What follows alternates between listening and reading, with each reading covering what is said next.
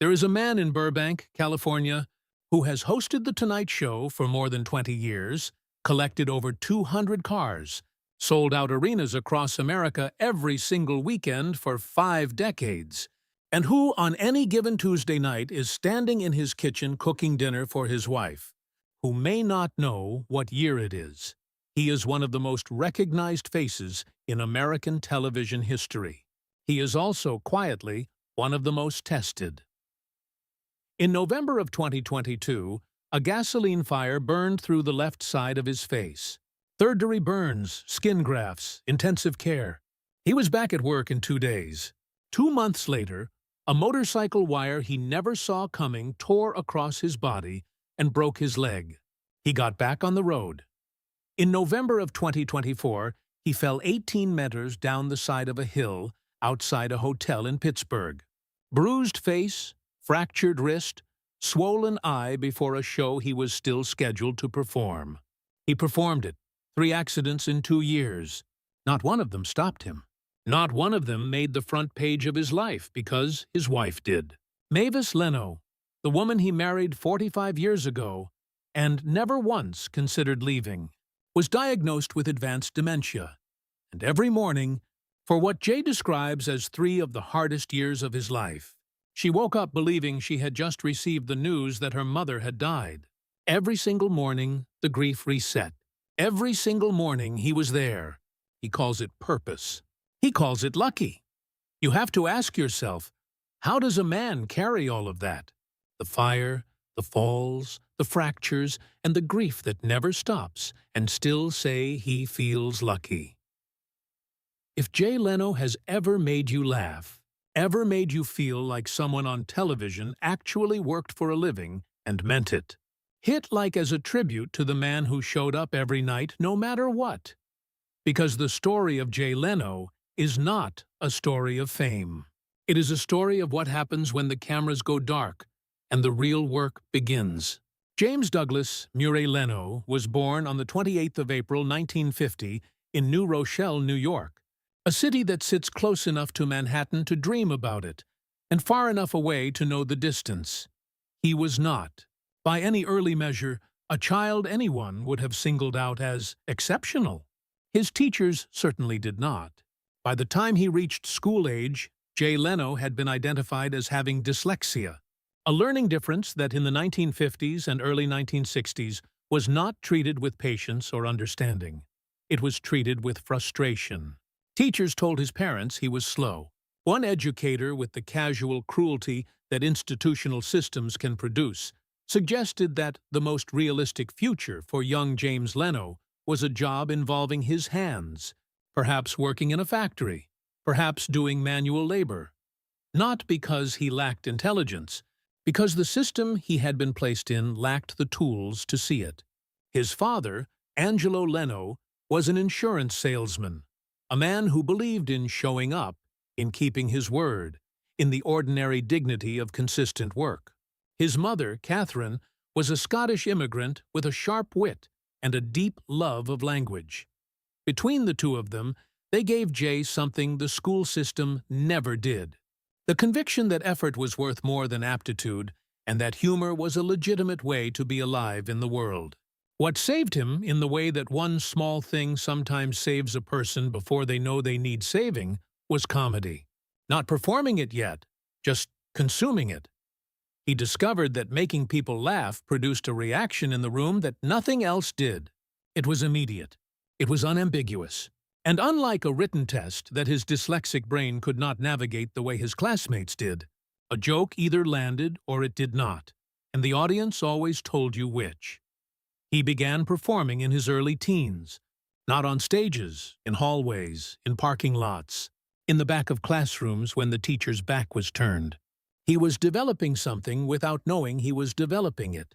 The ability to read a room, to feel the exact moment a joke was about to land, to recover without panic when it did not. These were not performance skills in the conventional sense. They were survival skills, and they were being forged quietly and without fanfare in a body that the education system had already written off. His family relocated to Andover, Massachusetts, where Leno attended Andover High School. He was not a model student. He was, however, a relentless worker, a trait so central to his identity that it would define every decade of his adult life in ways no one around him could have predicted. He took jobs, he washed dishes, he swept floors, he worked at a Ford dealership, which is, in retrospect, the kind of biographical detail that reads almost too neatly, given what his garage would eventually become. But at the time, it was simply a paycheck.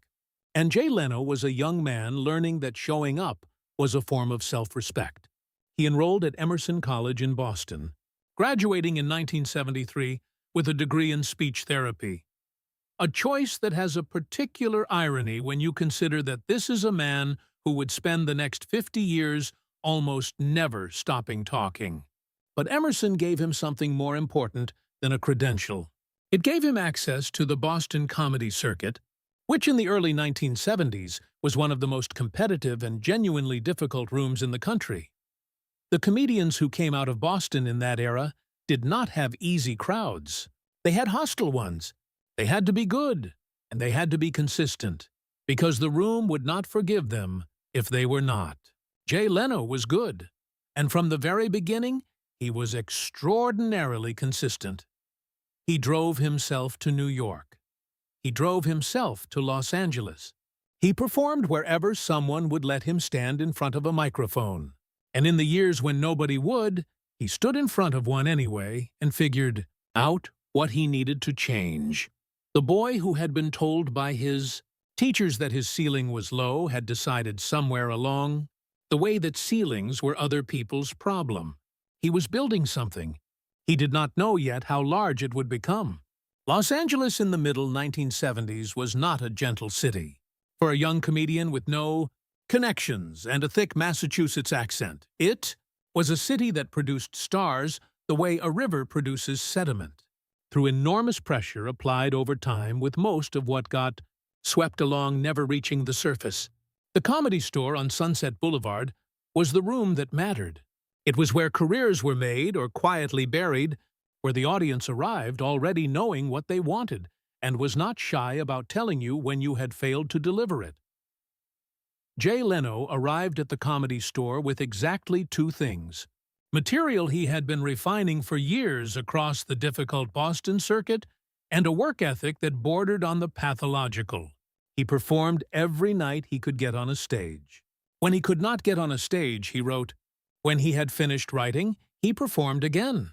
The other comedians who moved through that world in that era, men like David Letterman, Richard Pryor, Tom Drean, later described Leno as someone who simply outworked every person in the building.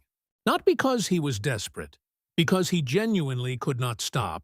It was during these years that he met David Letterman, a friendship that would become one of the defining relationships of his professional life, and one of the most complicated and one of the most publicly misunderstood.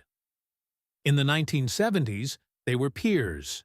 They played the same rooms, shared the same bills, traded the same currency of mutual respect that comedians extend to one another when they recognize genuine ability.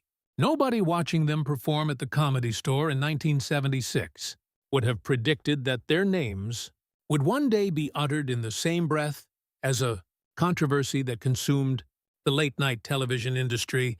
They were just two very talented men in a very small room trying to be funny. The television breakthrough came through Johnny Carson. Carson, who was at that point not merely the host of The Tonight Show, but the acknowledged sovereign of American late night, saw something in Leno. He had Leno on as a guest. Then again, each appearance sharpened something, added a layer of precision to a performance style that was already technically accomplished and kept getting more. So Carson's endorsement in that era was not simply a compliment. It was a transfer of credibility, the most powerful currency in the entertainment industry, from the man who had defined the form to the man who might eventually carry it forward. By the time the 1980s arrived, Jay Leno was one of the most in-demand stand-up comedians in the country. He was headlining venues that had once seemed impossibly out of reach. He was earning fees that reflected genuine market value, not the inflated nonsense of celebrity mathematics. He was also notably performing more than 100 shows per year, every year, while simultaneously making television appearances, developing his television presence, and managing what had by then become a small and highly efficient operation that was essentially just him and his discipline. In 1987, he was named permanent guest host of The Tonight Show, which in practice meant he was the person who sat in the chair when Johnny Carson was not there. This was not a minor assignment. The Tonight Show in the late 1980s drew audiences in the millions every single night. It was the most watched program in its slot. Being trusted with it in Carson's absence was an audition that played out in front of the entire country, and Leno handled it with a steadiness that did not go unnoticed. When Johnny Carson announced in 1991 that he would retire in May of 1992, the question of succession became one of the most watched dramas in American broadcasting. Please subscribe this channel and wait for my next video. Thank you.